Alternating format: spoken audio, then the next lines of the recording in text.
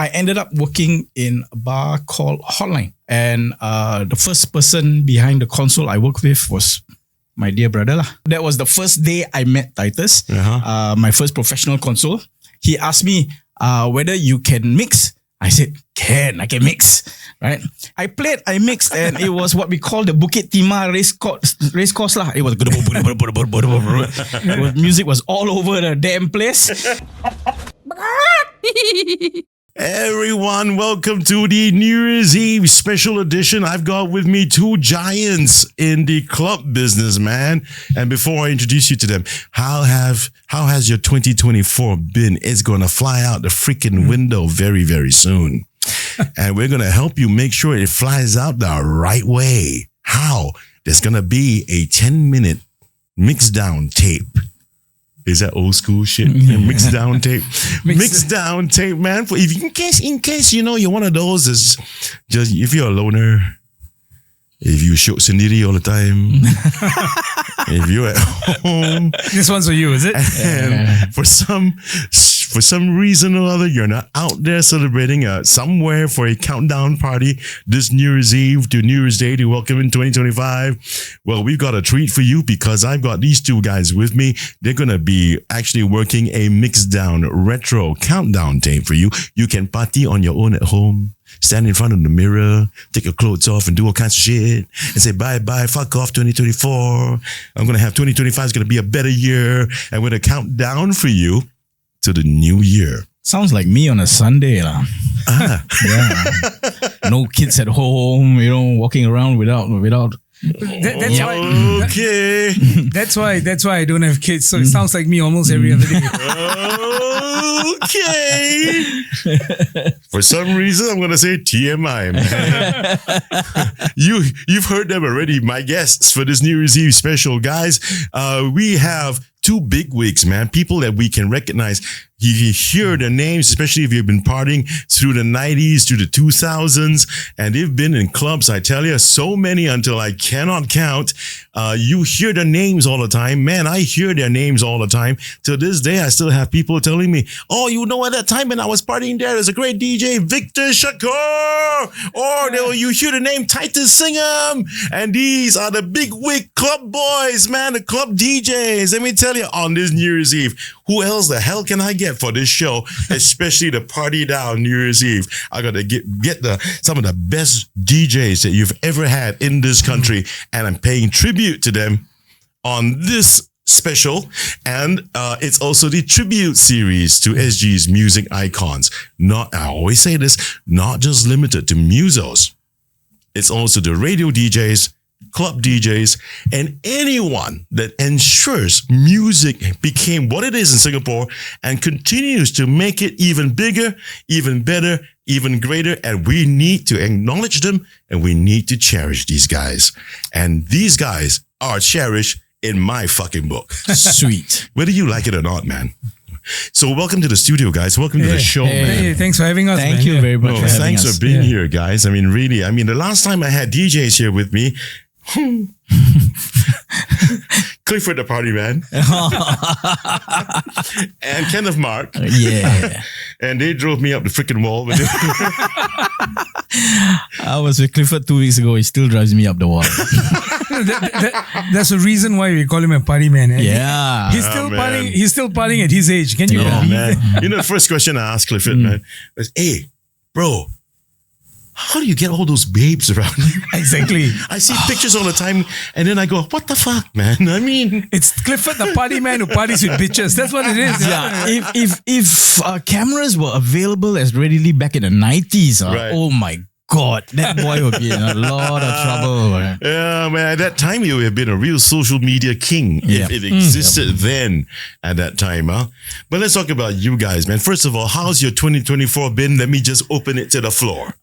Okay, 2024 has been a bit crazy for me because I'm still in the dormitory industry. I manage a dormitory in Punggol, a 14,000-man dormitory. Even to today? Yes, even till today. I pivoted during COVID and I stuck to it. It's a blessing of a job. The guys, the people that work there are great freaking team players and stuff, right? So I stuck to it. I'm still there, and of course on my weekends and stuff like that, I still do my parties and whatever not. So yeah lah, I'm a happy man. I'm a super happy man. Okay, I'm happy to hear that, man. I'm happy that you found something else as well that you love doing. Hang on a second, your condom dropped. Oh, thank you. And the condom happened to have my studio's name on it. So. I'm glad you like my brand. Yeah. So I'm happy for you, man. Seriously. I mean, you found something else. I wouldn't say you pivoted. It's just that you happen to find something else that you've learned to really love and enjoy, right? Yeah. That's great. How about you, Titus? Well, COVID was a big stress on everybody. You actually had to think outside of the box. So I was doing things like medical deliveries. I was cooking. I like to cook. Oh my! And I was selling like Sri Lankan cuisine, Sri Lankan prawns and stuff like that. But Sri Lankan prawn curry. Wow. Yeah. So, but the thing is that as COVID just slowly closed down, moved down, and everything else opened up, I was able to do what I really like to do. Okay. 6 months before COVID, I started this small event company, and now that early last year I could actually get this thing going, is what I like to do, and I'm the kind of person that need to do something that I like to do. It's only then that I can do it well. So I'm just happy to run my small event company, and we do all your weddings, your product launches, your D&Ds and stuff like that. Oh, so you're back to doing all that. I'm Events is back for yes, you, that's right. And and I get to DJ on my own terms. So that's a very, very nourishing and a great feeling, because you're not constrained by parameters of music concepts and stuff like that, right, where you can actually express yourself. So I'm quite happy this year. This year has been a great year. The business is slowly picking up, and it looks very positive. So I'm looking to just push it a little bit more next year. Cool. I'm glad. I just want to for the both of you, man. I just want to find out, when you said you got to do something that you love, right? Right. I'm pretty sure everyone should actually pursue something like that, don't you think? Of course, that's I mean, look, in my opinion, look, I've met people who actually professionals, friends of mine, even from school. They could be doctors, lawyers, and they ask me, "What do you do?" I say, "I still do this. I'm a DJ and I play music. I have an event company. I do events. I meet all kinds of people." And they said, "Man, we love your job. We like to do it." I said, the reason why I do it, because I love doing it. And when I look back, I'll tell you this, and I'll tell people who are listening in today, that I have never worked a day in my life because I absolutely love what I do. Now, my job has never pissed me off, okay? People have pissed me off. People have pissed me off, okay? My job has never once pissed me off. I go to work smiling, ready to do my thing. It's just people that takes the countermeasures off. Yeah, usually the case, huh? Yeah. So my advice to anyone out there, if you're going to do something, I would strongly advise and suggest you do something that you love. That's the only way that you're going to be motivated, and you're going to come home smiling after work, come back home to a different environment and still be smiling. What do you think, Vic? Do you agree with that? I am a typical Gemini. Right? Okay. The whole yin and yang thing, right? So I have my day where I am an operations guy, no bullshit. Everything's all straight up. It's got to be done like this, got to be done like that. And then in the evenings, I'm a whole different guy. I'm that party guy. Dr. Jekyll, Mr. Hyde. Yeah, I was just about to say that. So you have a little bit of a Jekyll and Hyde scenario with me, and that just keeps me going, because I'm fickle. I don't like to do the same thing again and again. So doing the entertainment bit gets me how do I put this? Gets me well balanced. It's a nice little well balanced life lah. Yeah. So you really got that little wild side that you can. It's like therapy, right? Yes, absolutely, absolutely. Yeah, absolutely. Yeah, and then like Titus says, the people are the ones that normally piss us off lah. So tell me something new, man. Yeah. I mean, why is it that I've always had this question? People come up to DJs, right? Whether you're in a club, but you see, DJs are not superhuman people, though. Yeah. We are ordinary people. We have whims and fancies. We have emotions. We have feeling. Like if you go to I'm just sidetracking just for sure, please do. No, I'm telling you. Let's say let's say, Vic, I'm going to the Aldo store and you happen to be the one selling the shoes in the Aldo store. I said, hi, I would like to take a look at this pair of shoes, but I like the size 10. And you tell me we have a size 9. I said, could I try that? And after trying it, and I said, no, it's too small. And could you get a bigger size? But you see, we are human beings. If you talk to me nicely, we feel good. So, if you want a request from a DJ, it's like that. You tell, hi DJ, could you please play this song for me? It's my friend's Jennifer's birthday. Right. I said, yeah, sure, man. I'll probably say, what she like? Oh, she want this song? Okay, give me about 20 minutes. What else? Yeah. But if you come to a person and say, hey, I want this song, play it now, man. We're gonna leave in 5 minutes time. Oh, that's so common, right? I know. Hey, I gotta leave in 5 minutes, bro. I gotta leave in 5 minutes. Can you play that song now? I know. Go back. Go now. Yeah, I don't mean to be rude, but you see, if I'm gonna play music for people who are leaving the club, what kind of DJ am I? The club's gonna be empty. Yeah. And So there's a rule, isn't it? I mean, when you play as DJs and you play music, good DJs, experienced ones like you guys, would be able to, first of all, know the number one rule is give the people what they want. Yep. Right? Yeah, absolutely. And that would mean I observe the dance floor, but nowadays people don't fucking dance anymore, right? Yeah. I tell you. That's a whole different conversation altogether. No. That conversation will be part and parcel of this, but I'll come to that later on. But when you look at the dance floor, I mean, I don't know about today, but you look at the dance floor, people are leaving the floor. Something might be wrong with my selection. So you look at your list, you got to change that to make sure people stay on that floor. Because the more they dance, the more sweaty they get, the more tired they get, the more drinks they will order. Yeah. And then the club bosses will be happy with you, right? And then the next thing the club DJs ought to do is that club DJs ought to know how to talk. You'd be lucky to find a goddamn microphone at the console.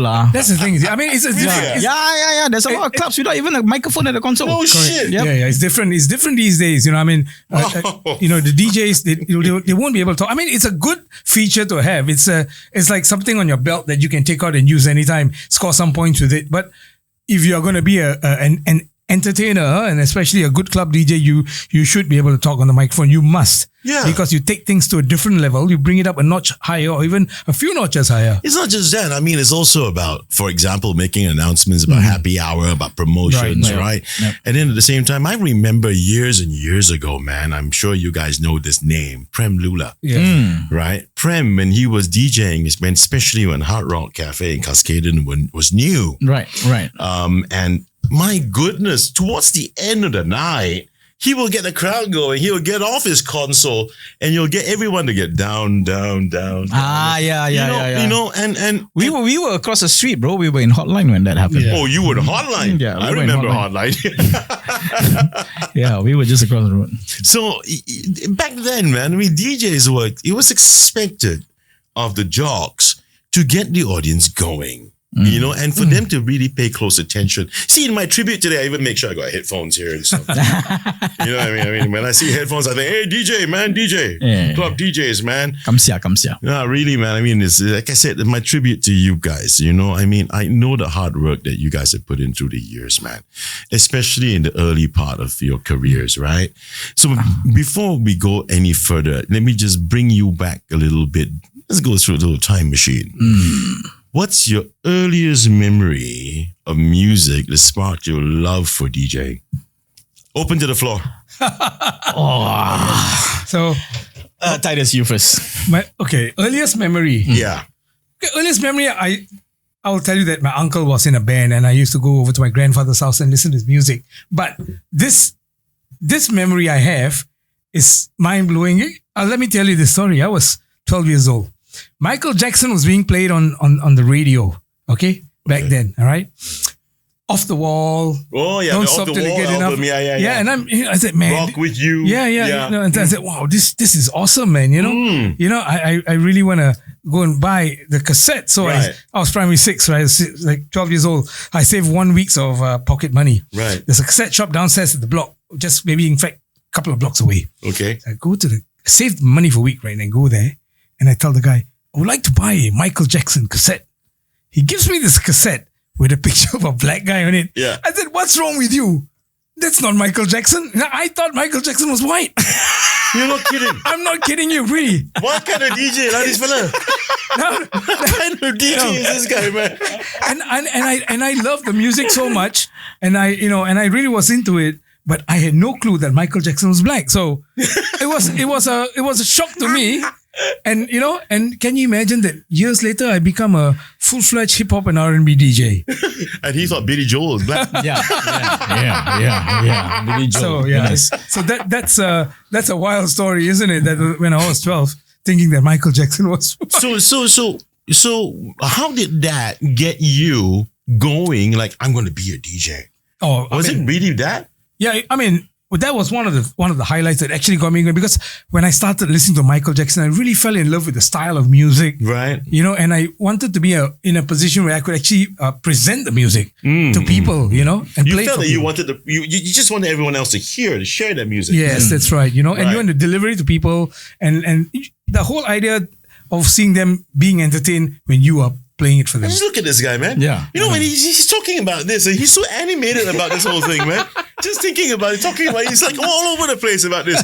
But anyway, Off the Wall, that album, to me, in my book, was way better than Thriller. In my book till this day, to me, that is still his best album, man. Yeah. Because I can listen to Rock With You all day, multiple times. Yep. That's my most favorite song from Michael Jackson. Rock With You, and from the Off the Wall album. Yeah, that's a brilliant job. I love that. I love that album. Man. That's a brilliant one. It's a milestone in music. Oh, very much. Yeah. That's a brilliant jam. When I was young, right? I guess primary 5, primary 6, same as Titus. I used to wake up with my mom blasting, "I'm on the top of the world looking down on..." Oh my God. So she was playing Carpenters and freaking ABBA. She used to go at that time my mom was single, so she was going out with this American dude who was ironically named John Wayne. Right? You're not joking. And all he listened to, all that country boy listened to, North Carolinian man. Oh boy. Was Kenny Rogers. Oh boy. Willie Nelson. Oh, okay. Dolly Parton, and some other things that were Southern just boy, man. Southern boy. So and that was my influence. And my mom was working as a waitress in a very popular bar back in the early 80s. This was a place called Kuching Mas. Okay. Okay. Kuching Mas and Datuk Raja were the clubs that a lot of the Malay people used to come. It was a dangdut place. Right? This was in Gay World, right? So my mom used to work, and she used to sneak me in during the weekends. Okay, so I would sit behind the DJ console at Kuching Mas, right? By this time, I think I was in Sec 1, Sec 2. Right. I met this DJ, which to me was the first DJ I really saw. This guy called Tommy. All right. Okay. I God bless his soul. I don't know whether he's still alive, to be honest. Okay. Right. But Tommy was the first guy who went down there, and he had this play that funky music vinyl, a blue colored vinyl. You remember that vinyl? Play that funky music. And the flip side was a slow jam as well. So it was pretty cool. So he used to jump around the console. Console was small, right? The bugger would be kicking me around because I'm just there, right? And he'll be jumping, playing with his turntables, playing with his records, and then freaking hyping the crowd. You know, he's like going, but actually the dance floor got 5 people, right? Yeah, but he's just going at it, right? And I'm like, dude, that was my real first influence as a DJ. Okay, so it was Tommy, that guy. Yep. If you see this Tommy, you're the man. You know that story about spinning records, man. You know the guy that I really blew my mind the first time I saw him do this. You would not believe who it is, yeah. And I actually did mention this to him. He was on my show, yeah. And at the time, he was spinning also, right. And I don't know if you remember Chan Nadesan. Oh, of course. Yeah. We were in the same company. Yeah. Fusion Sound. Yeah, we used to work together. Yeah. Shout out to Chan and also the Chu, Ravi and Nadesans. The both of them, all of them got the same name, Ravi and Nadesans, but they all are Chan and Chu. Chan, shout out to you. And when Chan used to play, he used to have a gig, nightly gig in Brannigan's. That's right. I remember that. And a Hyatt, Yep. And I think, and this is what this guy, my guest, told me, because I saw him there years ago. And he told me, I think it was Chan's gig, and I came in the jam. William Xavier. Okay. So when Mr. X, when I saw him in Brannigan's, man, he took this record, right? And he went, Yeah. and it spun like a freaking helicopter. And then of course, the turns are there, right? And he did this, and boom, Went right on the money, spindle. man, right on the money into the spindle, man. Sweet. You know, and it's like, what the hell? I was going, this radio jar can spin, man. Yeah. You know, and it was, and I remember Chan was so respectful with him. He was just there like supporting role, you know. Yeah, it was respect, man. It was great. You know, it was great to see that, man. And I've always believed club DJs are so damn important. Yeah, I just feel so sad and sorry about how things are like today. But let's talk about that one later. So I just want to flash these two pictures up one at a time. I think these are pictures that maybe those party goers back in the day would recognize. Can I put the one up with Victor, please? Oh, that's Titus first. That's Titus. Oh my God. There you go. At Caesars, man. Oh man. That is Titus, man. That's memories. Oh my goodness. And then we've got Victor, man. Look at that, man. Holy Woo-wee. That's not too long ago, actually. The world according to Victor Shaqur.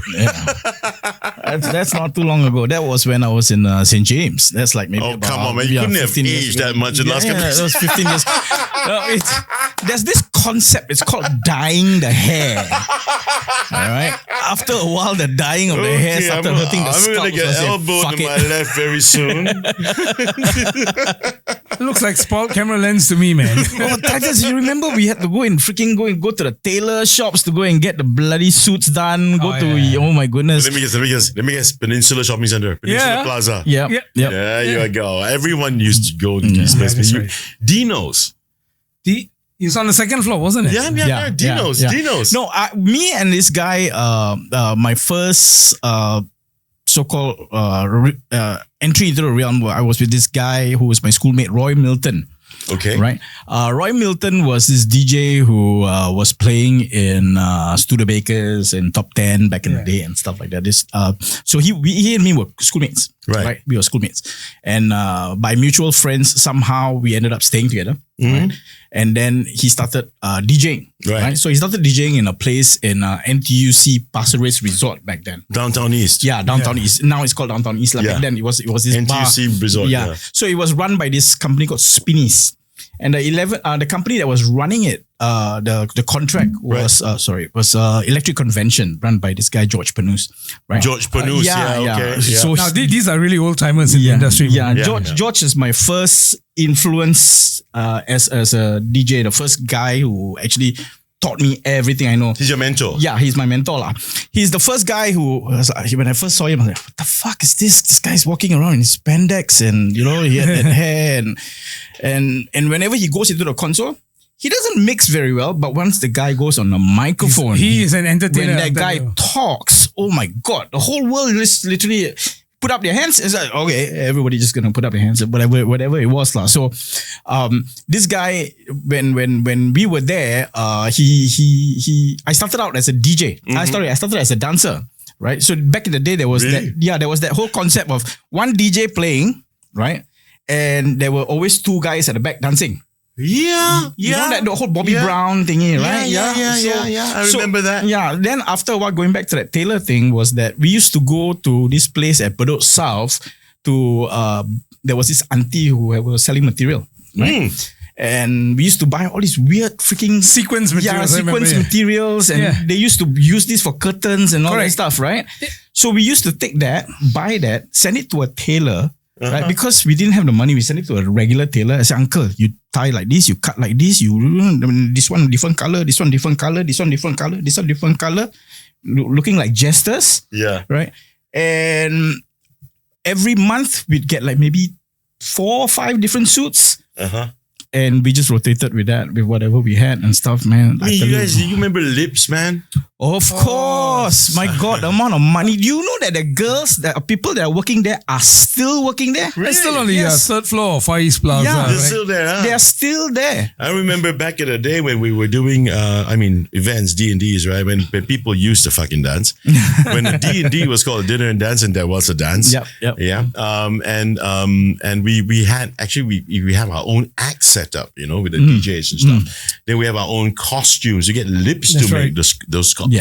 But they had a great range of anything from studded chains to leathers and... Oh man, go-to place. That was a I go-to bought my place. first cross colors jacket there, man. Yeah. Cross colors. Those They were the even days. sell the Michael Jackson beat it type of jacket there and stuff. They had all the Michael Jackson accessories. Yep. As I was concerned. So how old did you start? You guys, open to both of you. How old were you? I guess I was 19 when I professionally got into a club after Top 10. Yeah. After that NTUC club. Right. Coincidentally, Fusion Sound Enterprise was there for a party. And this gentleman, Silas Rabi, approached me, right? Liked the style and asked me whether I wanted to join them and stuff like that. And one thing led to another. I ended up working in a bar called Hotline, right? And the first person behind the console I worked with was my dear brother lah. So two of you guys have been friends for like forever, right? Yeah, long. Yeah. Long So that was the first day I met Titus, my first professional console. He asked me whether you can mix. I said, I can mix, right? And then he said, okay, go and play something. I played, I mixed, and it was what we call the Bukit Timah race course lah. It was music was all over the damn place. He said, never mind, you go and play lights for a while. I remember that. I played lights for fucking 2 weeks, bro. I was the backup dancer of Hotline for fucking and the long guy time. playing lights. Yeah, I'm the guy that played lights. So I was a champion lights player lah. It was just on. But that was a rite of passage back then, all of us went through that. We all had our rites of passage in almost everything. But back then, those days, right? And I'm going to come back to you. How about Titus? How old were you? You started. Well, I think I was about the same age, about 19, I think. But you were at it longer than Yeah, I started when I was in secondary school already. I used to do the school parties, junior college. I used to do all the parties, the fun fairs and all that. So I could talk a little bit, and I could DJ a little bit.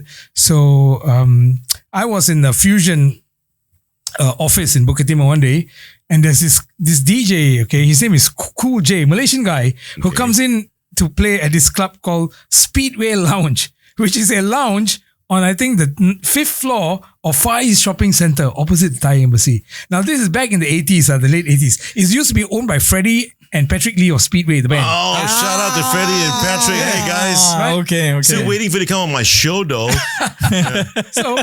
So Speedway, the guys on Speedway. I was in the office and my boss, James Poe, runs Fusion. He said, James Poe. Yeah, and I was there, and Vincent, who runs the operations, he said, hey, Cool J can't make it to the club today. And James said, he's always not coming to the club. He's always late. He's taking MC. Then James Poe looks at me and said, can you play rock and roll? I said, of course I could. And I knew my music, right? So people who go to the lounge is all pretty much older in their 50s, 40s, 50s, So I came with a stack of records. Yeah. So when I reached there, the band started. There was this guy who plays organ and a lady singing Hokkien songs. Oh my goodness. I'm like, and she's like, and then the guy's singing. I was like, what the hell, man? I got to play rock and roll. So, I'm like, then I looked at all the people in the lounge. They're all like sitting down playing 5-10, whatever, old guys with the mama son and the ladies and all that, right? Okay. Right? So I took out my records and look, okay, I'll start off with rock. I started off with Johnny B. Good. Okay. When I played Johnny B. Good, everybody in the club stood up and started dancing. And I got them dancing for the whole set. And the first time Patrick and Freddie said, my God, we've never seen people dance in the club because the last DJ just played what he wanted to play. He didn't entertain the crowd. And this time, the first time I got people dancing in a lounge where it's people normally play 5-10 and they listen to the band. Right. And he calls up my boss. I think we need to hire this guy full time for the club. So that was my first club, playing rock and roll. And I grew up on rock and roll with my uncle. And I was happy playing stuff like that. Wow. Yeah. Wow. Thanks for sharing that, man, guys. Now I want to discover it. When you were 19, what year was that? It was shit. I gotta do my math. It's when policemen wore shorts for you, Vic. Yeah, I remember. Bring up down. I was in 89, 90. So that means now you guys are what, 54? I am 52. You're 52? I'm 55, so I think it's about give and take 3 years. Yeah. Okay, so you're a year older than me and you're 2 years younger than me. Okay. So we're all about the same generation, same era. Huh? Okay. I just wanted to discover that fact. And even now, at 55, and you're still at it. It's what I love to do. I agree. You know what I'm saying? Agree. I will be doing this until I really croak. Because this is really something that I love. Yeah, it's good because, I mean, you look at DJs from, Africa Bambata, you look at Cash Money, you look at Jazzy Jeff. These guys are older than us, Yeah. I've played alongside with some of them actually, and they're way much older than me, and they're still doing it in the UK and the States. Wow. So the mentality over there is so different from here. But having said that, coming back to the point is that, yes, we love it so much that we could do it. I'll do it till I kick the bucket, man. Yeah. Wow. Although I must say that for me, I choose the kind of gigs I get involved in. Of course, yeah. I've been offered a few times to play for so-called younger crowds, 20-year-olds or 25-year-olds. I don't find any joy in that. It's very easy to play. Why? Because it's very easy to play. Okay. Right. For me, the art of DJing is your hits and misses, right? Where you have a gig where you're playing, say, 50 songs, and you get some songs wrong, you get some songs where they just fucking scream, That's the pure joy of it. I don't like to play like in a graduation party where okay, you give me 50 hits, I know this is all gonna work, and every song you play, they're just gonna scream. There's no challenge. There's no challenge in it. There's no joy in it. Yeah. I'd rather walk into a bar and okay, that's a 30-year-old Chinese man, that's a 30-year-old white man, that's a 30-year-old Indian man. Okay, I play the greatest hits of Eagles, and everybody's gonna be happy. Or something like that. It's taken us years to really understand what people like. Reading freaking body languages and stuff like that. Yeah. And I can say that we are pretty good at what we do lah. I think you're pretty good at remote viewing as well. Yeah, because I'm doing my best not to show my questions on my screen. But somehow or other you're answering questions before I can. Sorry. No, it's good. That's good. It means the conversation's flowing the way I wanted it to go. Nice. No, don't worry. We're not here to take your job. I'm not worried about that. Not yet, man. Not yet, boy. But Vic, when you mentioned that, when you see a 30-year-old man, you address the situation and see what you play. So can you imagine a club DJ, right? You go into a club, things work at super fast pace. You play one song, and when you mix the next song in, you're already addressing how has this song affected the people and the mood on the floor. Yes. Right. So it's all about control here. So you play this song and say, oh, I find there's too many guys. Okay, now maybe I want to make it more sexy. I play something sexy and girls come to the dance floor. And then I make it sexy for a while. I say, okay, now I want guys to come to the dance floor. I play something else. And now I want to bring it to another level. I play a big party hit and everybody goes crazy. Then I want to slow it down by getting the tempo a bit more lower, let people go and have the drinks. And then, rotate the thing again. So it's all about control. Yeah. But in this day and age, do you guys still talk behind the microphone? I do. Course. Yeah, of course. Still do, right? Yeah. Do you still find that it's necessary? Yep. I get times, I don't know whether Titus does, but we get times when people say, can we get you a hype man?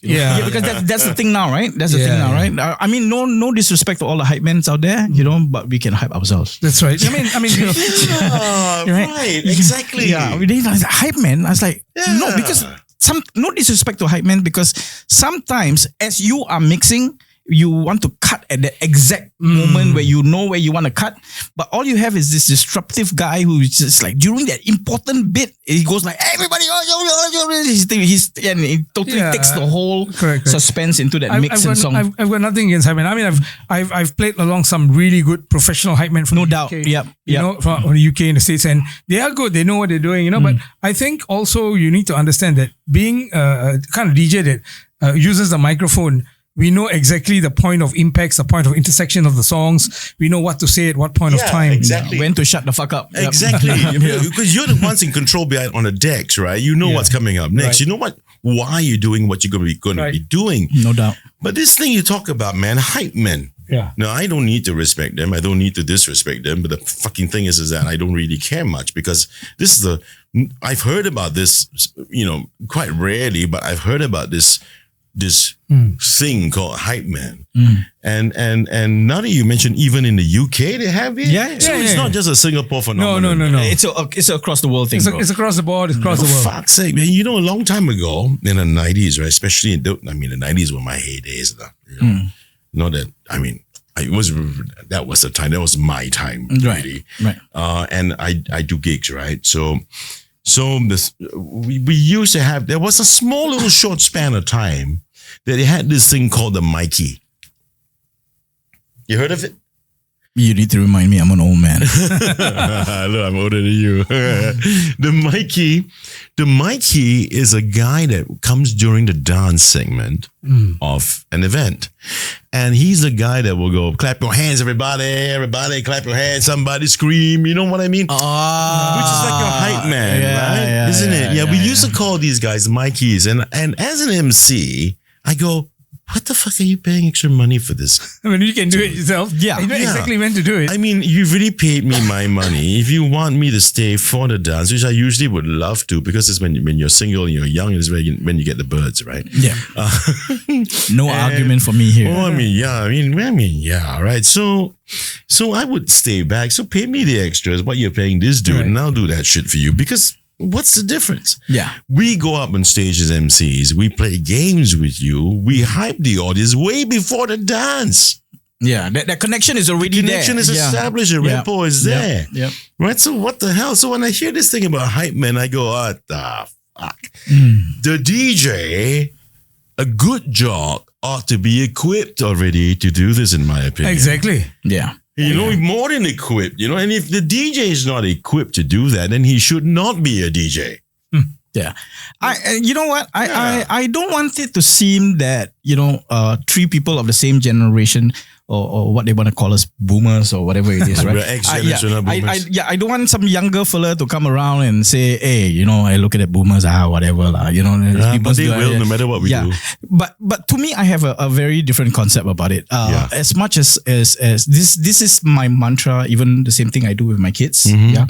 I don't turn around and write that person off and say, hey, you boomer, like you don't know what you're doing, because I don't want to write that younger person off and say, you young punk, you don't know what the fuck you're doing, right? So I give that mutual respect, right? I take that comment in and I just, okay, you know, it's a very, very strange world now. But Vic, you see, this, the idea is this, you know, if you think about, it doesn't matter which generation or which era you're from. At the end of it all, when you're young, we have to look up to the older ones and learn from them and develop your own, and you evolve your own. Right. And you get better than the guy that came before you. Correct. As much as I want to agree with you, unfortunately, right? That's not the reality. Yeah, the reality of it is that these guys are... But it doesn't make it right, Vic. Yeah, it doesn't make it right. No, but you know, it's not that there are no good hype men out there. There are good, but you know, I think it's important to realize that there's nothing, there's nothing wrong if a person wants to be a hype man. It's just what I would like to suggest is that make sure you're as professional as you can be, know when you're going to say what you're going to say, you know, so that it doesn't break the monotony of the song or it complements the DJ.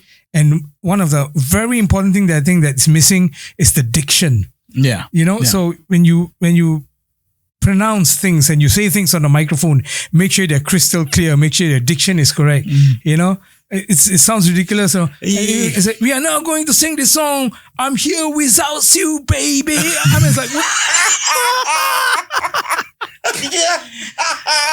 There are some. I heard that. There are some guys who really hit the note lah. You know, I remember Aubrey. Aubrey is freaking awesome as a hype man. There is Raihan. Raihan's a freaking awesome hype man. J-Boy. J-Boy is a freaking awesome guy. But these guys have also been around. Yeah, they've been doing this for a while. So a new age style of hype guys I've seen recently. Oh my God. It seems to me that you guys, the way you talk is that you guys are so resigned to fate. That, okay, this is what it is what it is, so we have to just accept it, blah, blah, blah, blah, blah. Oh man, if I can stop the clock, bro, I would. Man. What the hell happened, through the years that you reached this stage where DJs don't do the hyping and someone else does. Yeah. Come on. It's this real concept. It's a concept called club owner thinks they know everything. The club owner is a cock. Yes. Let's just say it straight out. 8 times out of 10. Idiots, really. Yeah. Or maybe really? 9 times. Why do you need to you see, I believe in innovation. Not that I don't. I believe, but then again, you must think about this. Why reinvent the wheel when the wheel has already been invented? Yeah. Change the styling, change the freaking rims, whatever. But don't reinvent the wheel. Unless you got something that floats. Fine. Yeah, you can't change the functionality of it, you know what I'm saying? Yeah, exactly. Yeah. So it doesn't make any freaking sense to me, man. So since we're on that topic about these kind of changes and challenges, from the time of vinyl, man, I remember those days. You had the T-shaped console. Remember the T-shaped console? You turn the fucker upside down and the turntable still doesn't drop out, remember? Yeah. Walao. And heavy like shit, man. And just putting, just to fit it into a HDB flats lift. To go up and down is a nightmare, man. Oh my God. I've done all that too, man. It's also rites of passage. We all had to carry equipment and set up equipment and then change up and do the show, then change out and then, carry the lights, down carry and the sound system. Man, I remember this one. I was doing this show with Rabi, right? I can't remember what year this was. The Marco Polo Hotel. Right? The old Marco Polo. Yeah, so we had set up like 5 freaking shows and stuff. So that was during Fusion Days. So they would get like maybe 20 shows a day or some shit like that, right? So I will be tasked with like 5 setups and I still got a DJ in one. So by the time I finished my freaking last setup, I had to go and change. I was hungry like fuck, Edinburgh. No, that is the guys back in the day when they were putting up the banners on stage, right? It was all the pre-drawn kinds, right? It wasn't like wooden panels. So they would put up, then the thing came down. Canvas. Hungry like fuck. I'm looking at Rabi hungry. Yeah, buto fucking what time already, bro? We still gotta start. Then the banner comes up. Singapore Chef Association. I was like, wow. And the food was freaking brilliant, bro.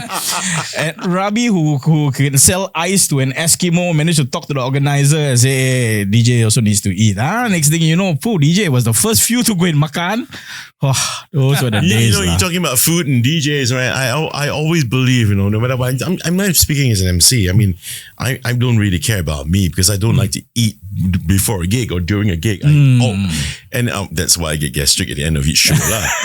Because I don't like this thing about, you start... I feel you. You start burping and getting reflux when you're doing a freaking show or singing, because I sing too.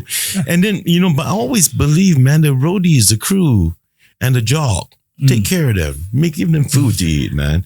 And I see that now, Honestly, I see that now. I've done quite a bit of events now, and I noticed that a lot of these AV companies, they actually cater food. I'm glad to hear that. I see quite a bit. They do, but what? From my side, when we do the events normally, I always inform the client that, to make some provision for the entertainers or whatever. Yeah. So it's not an issue. It's just a quick reminder. No. Yeah. They do that. That's good to hear. That's good to hear. And anyway, still on the same topic, we talk about vinyls, right? We're talking about vinyls. Then from vinyls, there was a time, we all know this time, when it transitioned to digital. What was that period in that moment in your history? How difficult was that, man?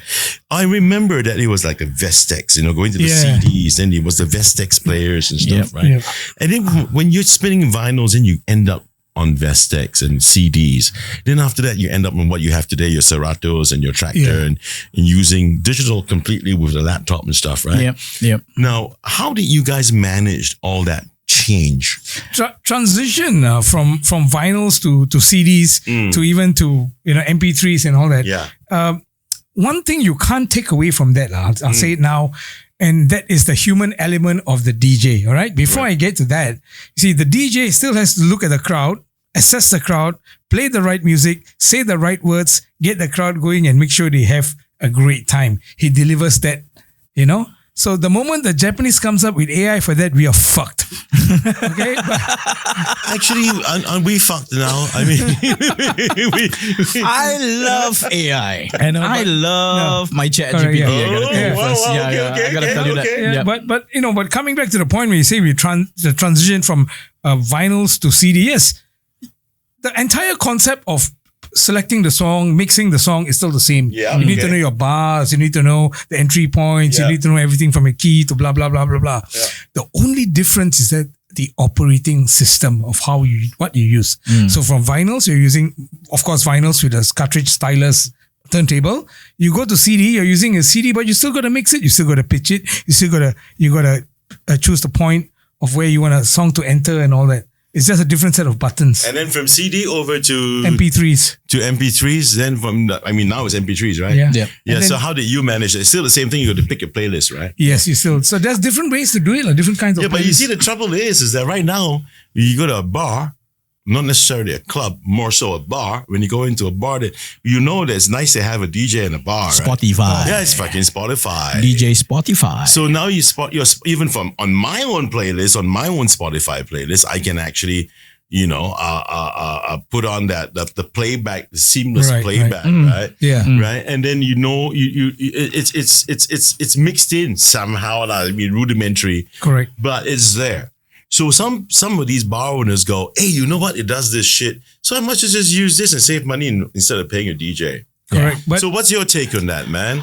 I think owners that do that need to go bankrupt.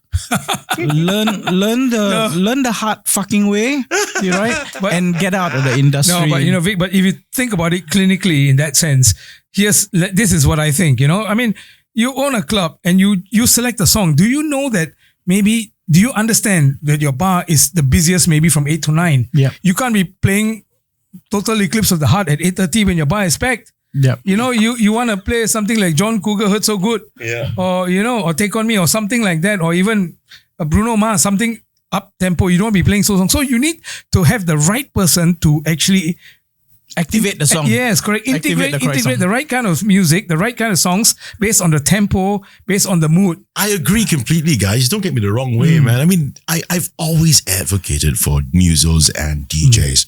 And I'm pretty sure you guys, I hope you know that.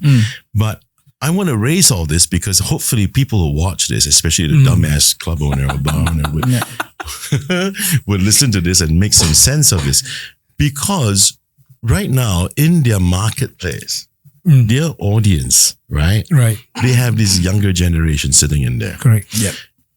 Who wouldn't know any better because they never ever experienced the era that we, they were never been exposed to it. So to them, it's like, it doesn't make any difference to me. So the bar owner goes, okay, they don't know any fucking difference. So, just leave it alone. I save money.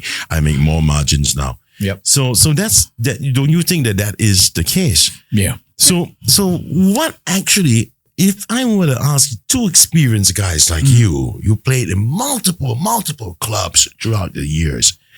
If there is, I'm not going to ask for a solution, but a top of head idea.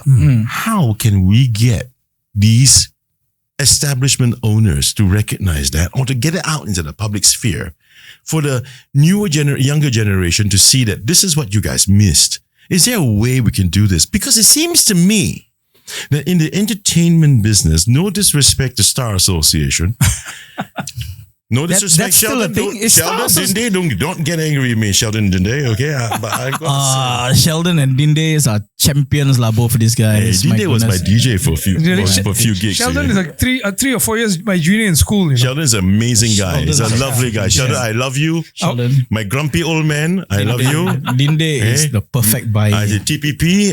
I count out to you guys. Okay, I love you guys, and you know that. Okay, but I will say this, that Where was I going to go with this before I go? Yeah, I mean, tell you the club. Yeah, owners. no, yeah. So generation, basically, the musos and the entertainers per se in this country do not seem to have that unity to come together and do things, to get things done that would help each other. There's no unity, basically. We come from very different time, right? We come from a time where in the 90s, right, when two things would happen. One is that at the end of the day, when we finish work at 1, 2, 3 o'clock or whatever, every other motherfucking DJ will go end up in Newton. Circus. Everybody will sit down and hang out at the same goddamn table, right? I remember this motherfucker Kevin O'Hara who introduced me to this shit. This motherfucker Kevin O'Hara, right? He will bring us all the way there. We'd hang out. But this motherfucker is going hello everywhere else. He's a prostitute. Yeah. By the time we start eating, by the time we are done, this motherfucker is still going hello. Fucking sleepy like fuck already. But that was the thrill, you know? Yeah. Every other DJ was there. Either that, you know where we came from? Sorry, your condom dropped. My condom dropped. So before that, what will happen is that, where is this guy playing today? He's playing at Ise. Shit. I will finish early. Fuck lah. A whole bunch of us go Ise lah. Then next thing you know, in that same console, got 10 DJs speed mixing. One fella played for one song, next fella played the next song, next fella played the next song. 10 different club DJs playing in one DJ club. Can you imagine that? Wow. Yeah, that's what used to happen. We all used to hang out together. But I see the unity because, you know, recently, right? The sandbar, right? It's a great thing you guys did. I did my bit to try and help, though. Right. Thank you. And Raymond Burroughs lost his, was it Raymond Burroughs? Yes. His house caught fire, right? Yep. And there was this effort, this benefit to raise funds for him to get a new home, right? Yep. I hope they worked out well, though. Yeah, I think it did. I think we get updates of the renovations and stuff like that. I'm so happy to hear that because I reached out to the Eurasians International to also highlight it to them. Oh, nice. To come down. Excellent. Yeah. And, you know, I just want to say, well, I hope you're well, Raymond. I don't know him, actually. Oh, okay. Yeah. He was my first influence in hip hop. Oh. Yeah. But anyway, I'm glad things are panning out. And, you know, but when I saw this, I said it was great to see the DJs coming together to help each other. I think that was a beautiful thing to Oh my God. watch. Yeah, When I came to the party, right, I saw Ivan Rentong in one table. I saw Nigel Mossbergen on another table. The amount of people that I saw, you literally had Music Force one table, you had Fusion Sound Enterprise one table, the Dana was there, whole bunch. And these were people that I've not seen in yonks. Yeah. In yonks, you know, we're talking about the whole 90s. Everybody was there. You know, everybody was there. God bless Clifford and Kat for bringing up that whole. I think it was an fundraiser. amazing thing. They did, that was freaking brilliant. Clifford's a good guy. Yeah, no doubt. Clifford's Clifford's a a good brother. guy. He's a champion. Yeah. No, I think, but just to watch that, you know, and it made me think. It made me think that how can, you know, so much solidarity amongst the club DJs, and you don't even have to be a club DJ. You can even be an event DJ, right? And not spinning it in clubs, right? But the solidarity is so amazing. You know, I see Alan Olivero also doing whatever he can to get those things going for Raymond Burroughs. Yeah. And I'm thinking to myself, you know, why wouldn't it wouldn't be such a bad idea, since there's so much solidarity, for DJs to come together and do something. Since, you know, you did the Guinness Book of Records and all that, Right. Yeah. I would say, how about coming together as a force and then dictate how things move in clubs, and show people that you can't go on with just using digital and AI. Right. You know, when there's solidarity amongst, you know, as a union of sorts. Right. I mean, it's easier said than done. That people have actually talked about this for years before. And all that. Have you guys? Yeah, we've actually talked about things like this. But the problem that I think a lot of us face is that being a DJ and being an entertainer, you're pretty much an individual and you deal with clients as an individual. You know, so there's no... I mean, unless we all come together to have agree to a governing body to set certain rules and precedences, I think that would be good. Right. You know, but until such time, I think everyone needs to agree on that. I remember about maybe 10 years ago, I heard a story about how a DJ agreed to do a New Year's Eve party at $200. I found out about it. I was like, fuck. New Year's Eve, $200. Oh my goodness, talk about undercutting. Man. Yeah, I mean, it happens, So spoiled market, right? So I got fed up. Right? And at the time, I was working with Anil. I was at Al Capone's, right? So I asked Anil, bro, do you mind if I get a whole bunch of DJs? We sit down together and we talk about market rates and what it should be. So I think I can still find this on Facebook, on the DJ forum. So what we did was we called in a whole bunch of DJs lah. So about 40 DJs from all the different segments. You had the Bhangra DJs, you had nightclub DJs, you had regular club DJs, you had events DJs come in, and everybody sat down. I chatted the whole thing and I told them, okay, we know that this $200 deal should not happen. Everybody's bitching about it, right? So why don't we come up with a standard pricing where you can go 50% up, 50% below, whatever it is, but that is the guideline you should be looking at. So we did the whole thing, and for a good 6 months, there was a lot of back and forth on the group chats, right? And then everybody was quite happy. Then after a while, it started again, right? So that's the sad mentality of how things are, right? Because even though we want to say, fuck lah, it's a $200 job, fuck it, don't do. I mean, some motherfucker will take the job. Correct, but it's hard to say. You get a young DJ who wants to gain the exposure. Yeah, he's be willing to take. I'll do the New Year's Eve for $200 and take some pictures and put on social media. Hey, that's me on social media. So they use it as a leverage for them. I mean, for the MC world, right? I mean, FD and I used to work together for quite a number of years for the MC Academy. Yeah, and. Well, after a few batches, we got quite a lot of graduate students, right? Some of them, which we're very proud that they're now like fixtures in the event business. I know some of them. Yeah, and I'm proud to say that they came in and out of our door. Yeah, right. And we did come into a discussion where could we come to a point where we have a sort of an index, for rates. Yeah. But I tell you, like you guys, what you've experienced, we had the same issue. Yep. But you have the new entrants who will go, how about me? Yeah. When I start out, I volunteer to do things for free, so I get my show reel going and blah, blah, blah. Yep. And that alone already would actually go against the grain.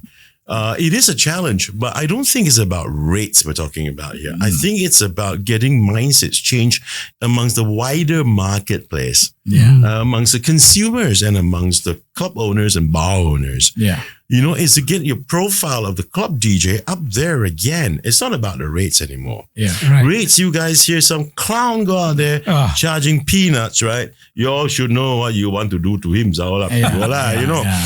But when it comes to the marketplace, commercially, maybe something could be done. That's the thing. Doing a little bit of homework throughout the whole experience with that match. I was going to say match fixing. What kind of homework are you doing? Throughout that whole experience of doing that thing at Al Capone's, right? Yeah. I realized that there could have been a law that we broke, which was price fixing. So price fixing, that's why you have watchdogs like Singtel cannot follow M1 pricing. Right. That kind of shit, right? So that's why we made it strict and call it a guideline. But brother, you are in the gig economy. Right. It is not a sector. Yeah. Maybe maybe you don't fall into that category because it's a gig economy. So practically everyone's a freelance. Yeah. Right. So it's a different ball game, Okay, we got to move on, man. Otherwise this becomes a two-parter. When I have a problem, hey Kai, we're gonna have a freaking problem, man. Sorry, brother. Hey, no. We're having a great conversation. Yeah. It's all free flowing. I think it's amazing. Nice. Okay, you two. You just ask a quick question. You just give me a quick answer. Okay. No such thing as quick answer when you got two Geminis in front of you, bro. Oh, you also Gemini, yeah? Both Gemini. Of course, my son's a Gemini too. This. Okay, so now but this one is just quick fire, rapid one. Huh? Okay. You move from vinyl to CD to digital MP3, right? Yep. Of all these, which one is your number one favorite? Now. Now. Now. As in Now lah. yeah, as in now lah. Yeah. Seratos with MP3s. Seriously, not That's vinyl? right. Not many more. Well, I am so shocked. Well, not vinyl. I would agree with Victor. Serato's What the definitely fuck? because it allows you with so much of creativity. It gives you a platform to do so many things Really? above the limitations of just vinyls or CDs. I am so surprised to hear this coming from you two. Okay, look. Surprise, now with the softwares that we use, right? There is the two major ones like Serato and Tractor. Right? yeah. Okay. So I personally use Serato. Titus uses Serato as well. We don't need to lug around 200 records. 200 records, and when we get there, we realize, oh shit, I was told it's going to be a 35-year-old to 45-year-old Chinese crowd. I go in on there, got Indians, alamak, got Angmo. Then you don't have the records. Yes. Right. So now I carry a laptop with 40,000 songs, Mm-hmm. right? So that I'll be able to play whatever I want to play. And if I want to, I can press this button and the vocals go off. Correct. Fair. You know, so No, that's fair. I never looked at it that way though. yeah, so Yeah. It's more than that. You can do It's a lot, it's a lot. You can do a remix on the fly. Right. You can take out vocals. You can take out beats. You can take out basses. Can you imagine you play one song and you put the vocals of another song? Yeah, I never knew that. No, It's You so can do that. creative. I never knew that you could take out vocals using your Seratos. Yes, that just happened. It's called stems. Stems. It just came out, I think, in the last 2 years. Yeah. Fucking hell. All I know is that, when I get backup music, right? I found a site where I can get my backup music and they can actually get rid of the backing vocals. Correct. Yeah. You just dump the file in Right. and then it gets... Let me- so this exists, it exists in your system as Correct. well. So let me ask you a simple question. Back in the 90s and 80s, let's say you have a singer, okay? Maybe Jeremy Montero comes and he says, I'm going to get Marina Xavier to sing Shaka Khan Ain't Nobody. But then Marina says, I only want the -1. So Jeremy has to go to some studio, pay people money, take the open reel, take out the... Now, Marina Xavier just comes to the gig. I can even ask her, Marina, what key would you like it? I can straight away play the instrumental for you. You're the not joking. original instrumental. And you can change the key. You can change the key. You can change the tempo. Oh, you mean you can actually find that for singers? The DJs? Yes. On the spot. On the spot. And How can a DJ not be hired then? Because it's so fucking useful, man. It's ridiculous, man. I thought I had got to get my own backing tracks, man. yeah, so you just press that button. That's it. You then Marina says, "Oh, I don't like the bass." Okay, I take out the bass for you. Walao, really? Yeah. After if you play in a 4-hour set, my stamina is not like it was what it was back in the day. Not yours, right? man. Trust me. So there is this. Not only for DJing. Yeah. Okay. I TMI, know brother, it's TMI. So there's this button which creates a lot of controversy. It's called sync. Okay. SYNC. Yeah. Right? Yeah. So the sync button is where you can press and beats get matched. The BPM matches automatically. On the spot. So if you're playing one track which is a 95 BPM, you press the sync button, the next track will automatically be at 95. Even though the BPM for the next track is way off on the first one. Yes. You know what? That beat sync also exists in the Canva program for designs. Yep. I guess so, yeah. For when you plug audio into it. Yeah. Yep. Holy shit. Yeah. So you can have say Dancing Queen as one song. You can have Take On Me as the next song. You Yeah. can put it on the same BPM, of course. The vocals can be the same because you can keep the keys the same. So you really don't need much skill anymore. Yeah. So you know why people like us get hired? Mm. It's because we know music. Correct. So Correct. Your discography, Yeah. your knowledge of the beats and all that, and Yeah. what would draw a crowd, right? Yeah, but what I think is lacking also right now, and there's a lot of room to actually improve, is the creativity with using all these tools. I don't see many DJs really using these tools to make themselves different from the others. Right. Yeah. So I think if you capitalize on this and you spend some time doing your homework, practicing, and you become a DJ like no other, because the whole idea of being a DJ is because you're unique, you're different from the other DJ. Yeah. Yeah. Okay, I'm going to move on. You two have spun tracks at some of the hottest clubs in Singapore, and my goodness, thank you for giving me the list of clubs that you guys played in. It was quite an eye opener. I gotta say. Encyclopedia in the 90s. I mean, jeez, this one I can show you lah. This is your list, right? Yeah. But I highlighted some here Okay. because I noticed that you two guys played at the same clubs. Yeah. Yeah. TGIF God. in Far East Plaza. boy. Top 10 in the Orchard 4 Towers. floors of Horse. Caesars, also 4 floors of Horse. Yeah. Do you need to bring it up? Oh, you bring it up. Okay. Here are the clubs, man. Well done, my friend. Roots, Kilimanjaro, Jams 2000, and the Woo Bar. Yeah. And how is it that you guys ended up all at the same spot, man? I used to follow him around lah. But There were also times that he was following me yeah, around. I think we played the music genres that we would like to present were pretty much the same. Right. Maybe funk, soul, hip hop. Not at the same time, right? You guys are not spinning at the same time, right? No. I think the only time we were together was during Hotline. Hotline. We were In Ming together. Arcade. Yeah, Mm. yeah. And then when those clubs in Boat Key, Right. if Roots if, and Kilimanjaro. Yeah. So if he was in Roots, I was in Kilimanjaro, something to that effect. Well, you guys So, really like conjoined the hips, huh? Really, man, it does seem that way, man. yeah, yeah. And you brought here Crescendo. Oh, Crescendo, my God. That's Club Crescendo, isn't Yeah, it? yeah, That's yeah. not in Novotel. No, That's that was Equatorial. Equatorial. How come I didn't see you there? I was a regular there every night. I think I was there during the dying days. Yeah, I was there. I used to cover what's her name, Didi. Didi. Yeah, Small little girl. yeah, small little girl. Yeah, Didi. yeah, okay. Didi. Wonder what happened to her. And also Cheers, man. Cheers at Novotel, man. Yeah. When Spencer Gohawk, shout out to you, and also Karen Ho, Yeah. and Tony Z, shout out to you too, and Weerapas. Wow. They were the band. Yeah, that's right, yeah. Yeah, I remember that. I'm good as a customer, lah. You know what I mean? What I do, you know? Yeah. And still comes to some of my gigs. Oh, really? And Weerapas, yeah. Wow. And bar none. Funny also, you know why? Because I was a regular, my wife and I at bar none. Oh no, I was in Banan at the second Banan. There was a first Banan, which is the one where Linus was playing together with Douglas Olivero. You're talking the one on the first floor, is it?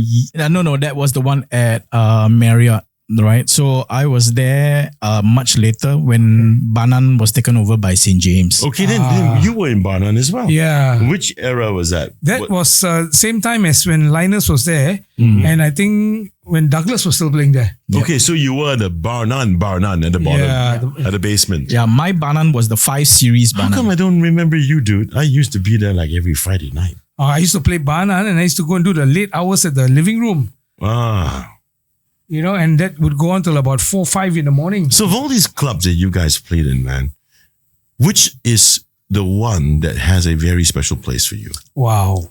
Oh my God. Oh my God. I'll tell you, there's only 2 clubs. Okay. Okay, that has a very, very special place. TGIF and Caesars. Why? Because when I started DJing, I listen to a lot of music. I love Bob Dylan. I love Led Zeppelin.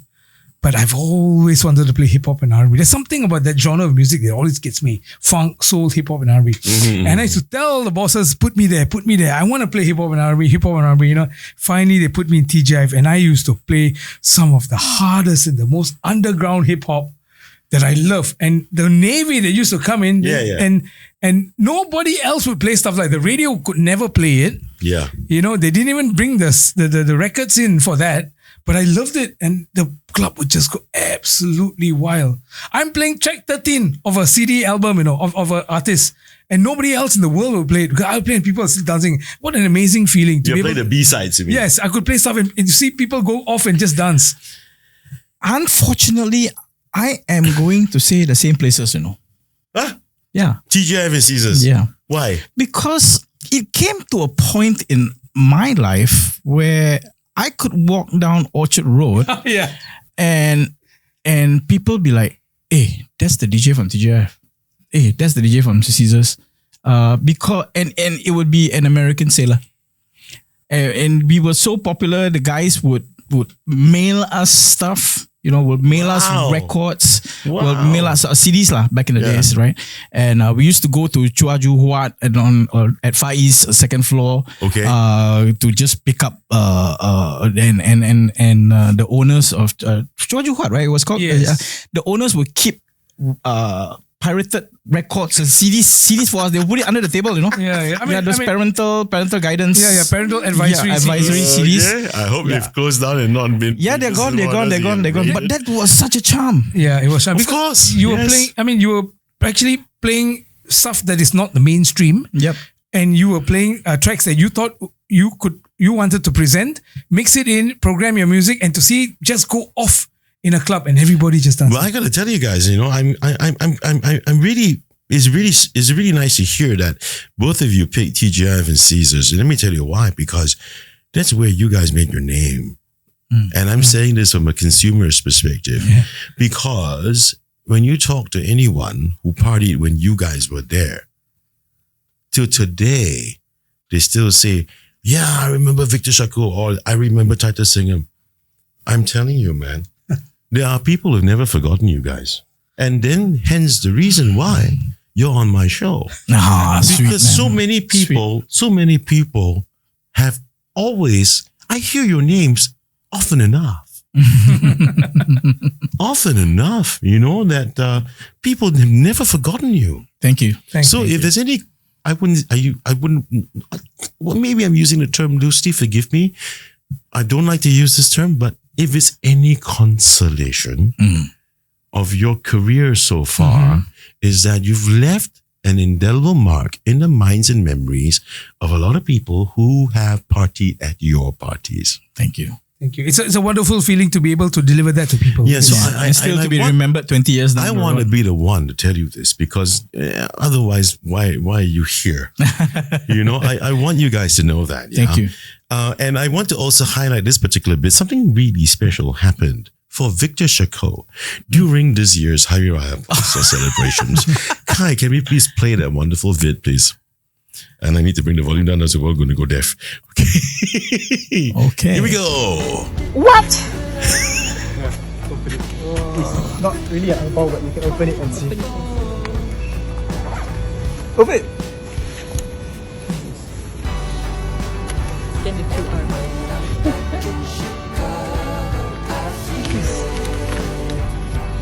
We are going on a father-son trip to New Zealand.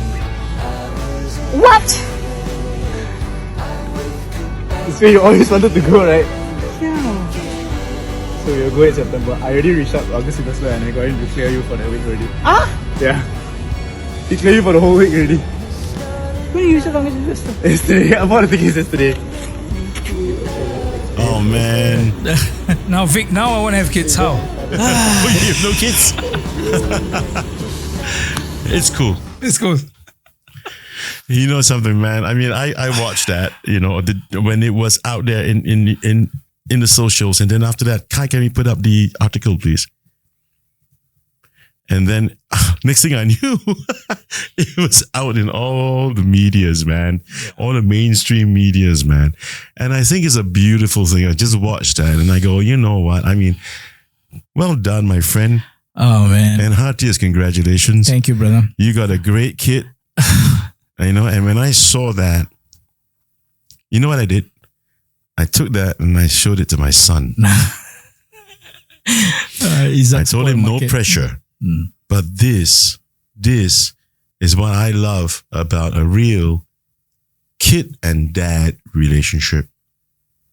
You know, and I'm also very happy with my boy. He's only 15, but you know, he's a fantastic boy. And when I saw that with you, what happened with you, man? Immediately it struck me. It's like, you know, I saw, you know, how much joy a dad could actually have. And for a guy, and just to think, you know, your son said that you work so hard. You know, I think it's amazing. And I like to say thank you to your son for sharing that, you know, that moment, because it should hit every single dad. Yeah. It hit me. Thank you. So I wanted to air that because I said, dude, you know what else more can a man ask for? I can watch that again and again and it still brings tears to my eyes. I don't blame you, man. I am tearing. Goodness sake. When I remarried Anne about 8 years ago, right? that was a beginning of a change in my life. So with what happened with Anne and how she used to push me to do things and get better my life and be a better person and stuff like that. It rubbed off me and my kids' relationships. Right. So I've got 3 kids, right? My boy is 26, Isaac. My daughter, Kisha, is 24. My stepson is Martin. Martin's 15 years old. So with all 3, I am somehow ridiculously blessed. There's never been a time where I can go to my kids and say, hey, time to study. Go and study. No. They've had that mentality since young. Automatically, they will take their time. They will go and study. They will do their thing. I don't manage them at all. I just tell them, you do whatever you need to do. I will support you. Right? So that's what I've been doing all through the years. And this is not normal. This is not normal because I was expecting a little bit of context to that whole envelope thing is it was morning of Hari Raya. Yes. We just came back from my mom's place, Anne's mom's place, and then we went downstairs. So it was his first 2 years of working. So normally they give you a hang pao lah. So I was thinking it was going to be a hang pao lah. Right. So when I opened up and, I just bawled in public lah. And it was, it's not normal. It's not normal, but I love my it's not babies. normal, but I tell you what it is, it's fulfilled, man. Yeah. It's a sense of fulfillment, man. I mean, so many people out there, I'm going to say it very boldly. I don't know about you, but speaking for myself, I mean, when people see a dad like me, the size that I have and the things that I do and the ink that I've got, and they go, no, don't know whether this daddy is a good daddy. You know what I mean? You get all kinds of fucking stereotypes, man. Yeah. But take a look at this man, Victor Shaqur. These are the kids that he raised, man. This club DJ, this guy was a club legend as well, and then he raised great kids. Thank you. Thank you, bro. And well, there you go. What more can you ask for, man, Vic? Yeah. Heartiest congratulations, my friend. Thank you, guys. So it would be remiss of me not to put that up and mention this. There's no way I would do that to you in this program, man. Thank you, brother. No way. Anyway, I'm going to move on down because, Kai and I are going to wonder about what the fuck are we going to do with the extra minutes. Okay. New Year's Eve. Let's talk about New Year's Eve, man. This is New Year's Eve. New Year's Eve is all about big celebrations and epic parties. Name me the most epic party each one of you ever had for New Year's Eve. Wow. Every year has been a wild party, man. Well, I'll tell you mine. I got one story. Yeah? Go for it. Go for you it. guys go ahead first. I had one. Wow, I cannot. I had so many good ones. One that really stay in your mind, man. Something really crazy, Something has never left you.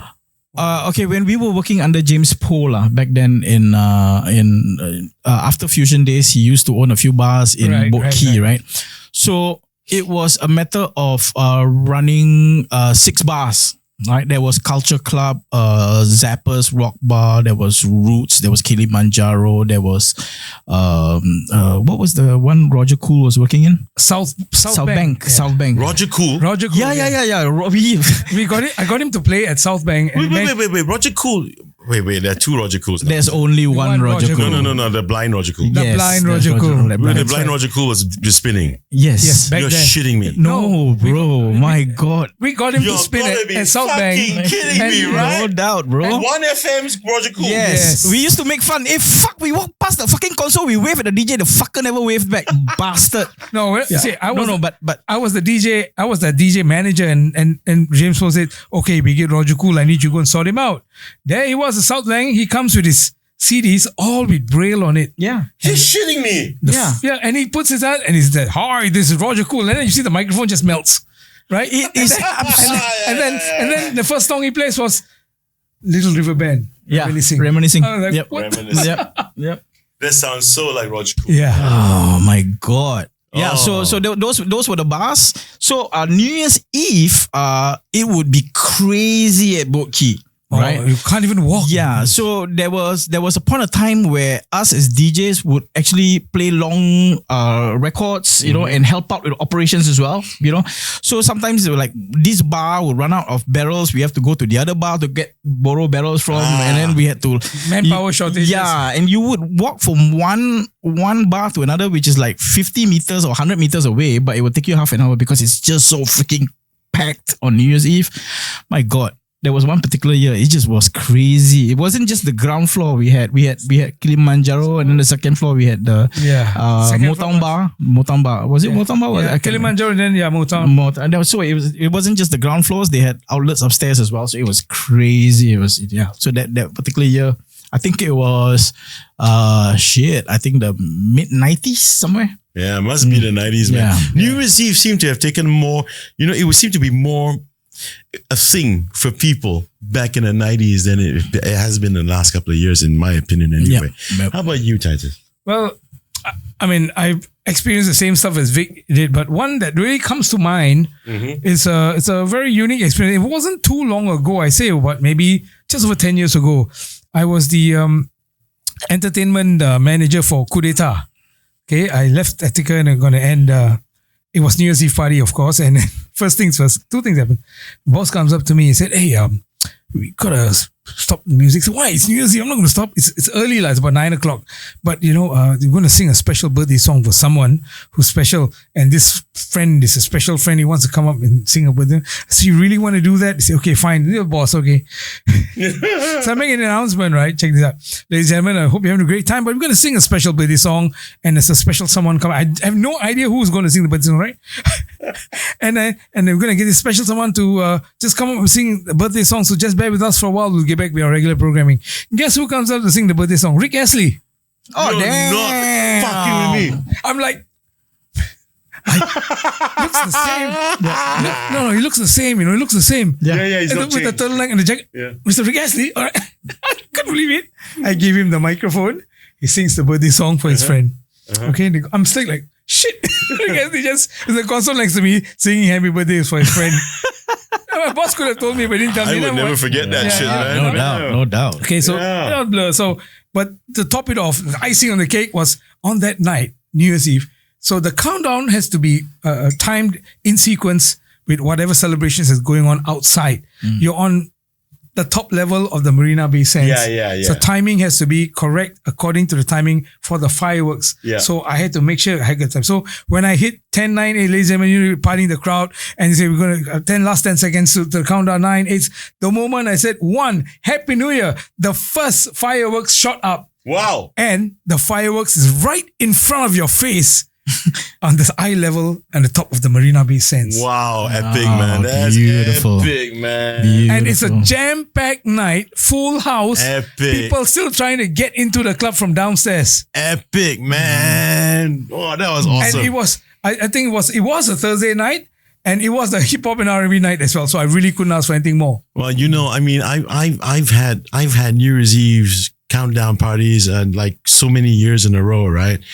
And then it's been so many years that I haven't had one. But I can tell you that throughout most of those times when I had to do gigs on New Year's Eve, I kept wishing that I didn't have one because I wanted to just be home. Yeah. You know? Yeah. But now I wish to goodness, man, I can get a New Year's Eve gig to just, you know, work on, you know, because I kind of miss it.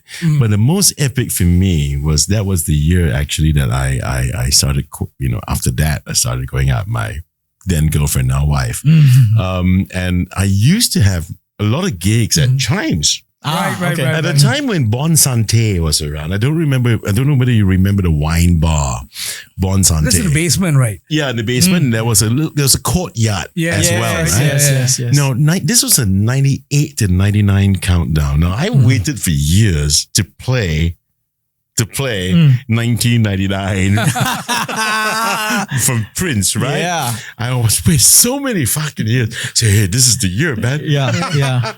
You know what? It started to rain. Oh, And it was an outdoor gig, Oh. right?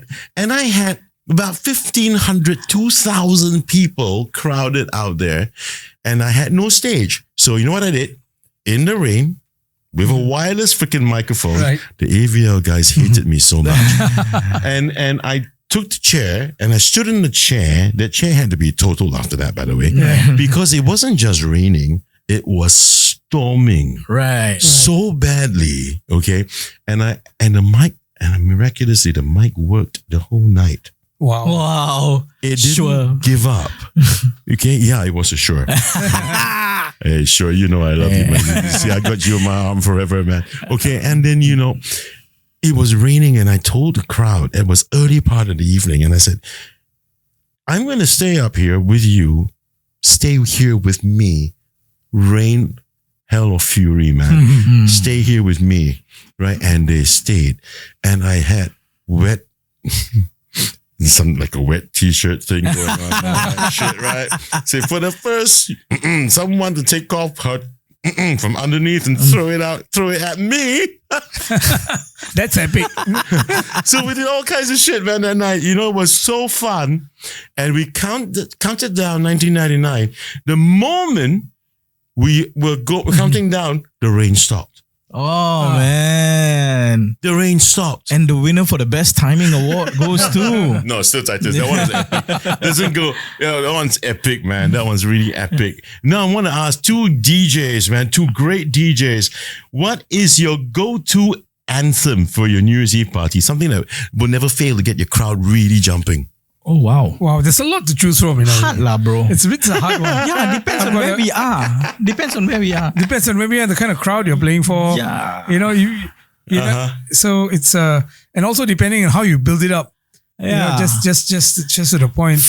The general demography of the crowd also matters. I thought you were just going to say All Lang Syne. All the time comes in. That one must play lah. That one must play. That one you gotta play. Yeah, that stupid Mariah Carey fucking jam. for God's sakes. Oh my God. Okay, moving That on. one is Moving a down the must line. play. Moving down the line. What advice would you give aspiring DJs out there who dream of rocking the party scene?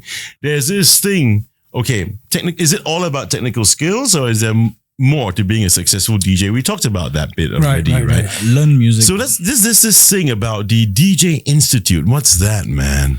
Well, Can we flash that one, please? okay. Well, that's my company, the DJ Institute. Well, I actually started this in 2000, and it was a DJ training school. Right. It was just opposite the Thompson Plaza shopping mall and one of the row of houses. Oh, okay, Yeah, okay. and, Upper Thompson. Yes, that's right. So when I started this company, my friend had a company doing events for weddings. So we rented this house and we shared the space to do it, Right. run the businesses. And but I got so much of inquiries for events, for your weddings, for stuff like that. But I was still very much a full-time DJ, So I was, at that time, I was just at the Woo Bar, and then I moved into Attica, and then after that I went to Kudeta. So I didn't really push the business so much. Right. But it's only just 6 months before COVID that I decided to go on full-fledged with the event company thing. And then COVID came, and then we had to just restart again at the moment the COVID cleared up. But right now, is this still going on? Yes, right now, the DJ Institute, that's all. We are probably, I would rate it as a premium company doing events for weddings, your dinner and dancers, Okay, your corporate so that launches. is Yes. the name of your event That's company. right. You're still teaching DJing. Well, I don't teach DJ so much. We do special sort of like one-off lessons for introductory sessions and stuff like that. Right. But it's more event-based, and we provide top-of-the-line DJ systems, all the latest DJ consoles, controllers, and all that. Well, marketing them good, man. It's all up here, man. Actually, while you're at it, you can talk about how DJ Institute owns the Reminisce brand. Yes, Yeah, that's right. So Reminisce is this party series that we are actually doing. that's right. It's so the yeah, that's what you guys That's right. have been planning. I've Yeah. been doing all this while, right? Yeah. So the Reminisce brand is actually, it started off with an old school hip hop brand. It's kind of music that we both used to play Yeah. in the 90s and stuff like that. So this brand was very popular even before COVID. We used to do it like once a month at Blue Jazz. And the demography you get are slightly mature, older people, so it's a nice demography, and the music is stuff that we love to play. And now we have actually pushed the Reminisce brand to encompass things like the retro feel. Right. We could do a Reminisce rock, and stuff like that. So that's the Reminisce brand that we're working on right now. And I think Vic does a great job on the social media and the digital stuff. So yeah. Okay, let's get back to the question. How about the advice to the young DJ, the young aspiring DJ? Vic, what do you think? Oh man, if I were to give advice to a guy who just wants to learn how to DJ or wants to be a DJ, right? Yeah. I would tell them to put your phone down, learn music.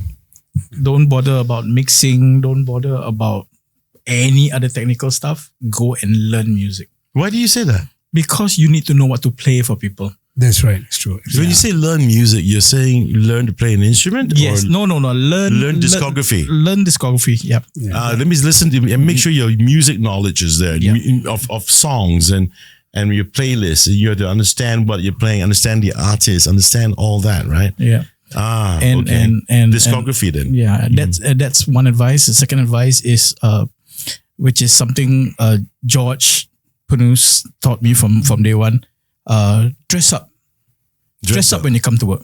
Right. So when you come in, right, when you walk into that door, right, anybody can see, oh shit, that must be the DJ. It's all dressed up. Differentiate yourself. Automatically 50% of the job is done. Okay. Right? Because then when you go up, anything you do or say is just going to melt everybody. Okay, notwithstanding what you guys discussed with me just now about the $200 a night DJ, but can people still earn a decent living doing this job? Definitely. Is there still a Of market? course. Yep. Definitely. I mean, it's how, since the sky's the limit, it's how far you want to take it, and it's really up to you how creative you want to be and how professional you want to be. Yeah. So it's basically up to you. Being a DJ to me, of course, the first and most important thing, you must have the right attitude. You must love music. You must be willing to present music. Be disciplined. It's like a footballer.